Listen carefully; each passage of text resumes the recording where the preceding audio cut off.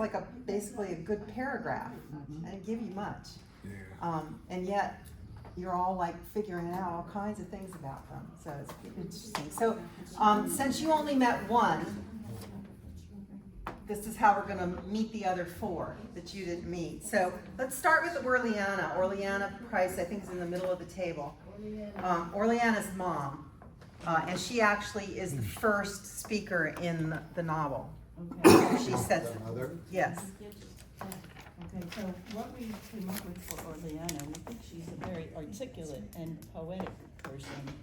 And where did you get that from? From the way she describes the riptide of her husband's confidence and the undertow of my children's needs. And these ladies love poetry.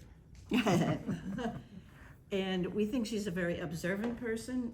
I said articulate. She's in a loveless marriage, and she How do you seems know to, that? because her husband is devoted to the church and preaching, and he gives her very Does little time. Does she say that? In words, she says, I might, because he's, I married a man who could never love me, probably. there you go. Yeah. It would have Yes. passed on his devotion to all mankind, And then what does she which say is about? her tongue-in-cheek. Yes. And what does she say about her devotion? I remained his wife because it was one thing I was able to do each day. She doesn't seem to have the same level of devotion that he does. Isn't that a But great she way? tolerates it. Isn't that a great way to just kind of lay out how invested both of them are in each other? You know, he's this way, she's this way, and it's 2 sentences, and it's like, oh, all right.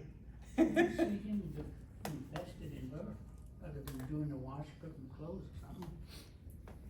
That he's not invested in her. Right, she's invested in him. Did she talk about that? The whole paragraph seems to say that. His devotion is to mankind, not to her, and the daughters specifically. They are just he's living a generality, like all people, and he's not specific to his family. He overlooks them, and she is underappreciated. Okay, so that's her view. That's what you get from her view, right? And the children's view too. What is the children's view? She has no life of her own. And what does she say about that, though? She They have no disagreed. idea, so there's Says more they're to wrong. this One woman. has only a life of one's own. I thought that was an interesting way to end. Yeah. She's very dramatic, isn't she? Mm-hmm. She's very dramatic. Philosophical. So Poetic. you kind of wonder, how much of this is true, accurate, and literally on the lines, the way that you could look at this marriage and this family, and how much of it is, boo-hoo, look at me, feel sorry for me, like, is she just being dramatic? It's Well- hard to know at the beginning, right? We kind of concluded that she wasn't whining or complaining, she wasn't feeling sorry for herself.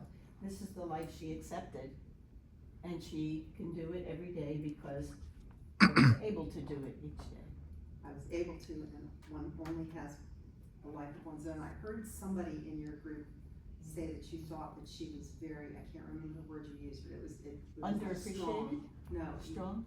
somebody said they thought she was very, Educated.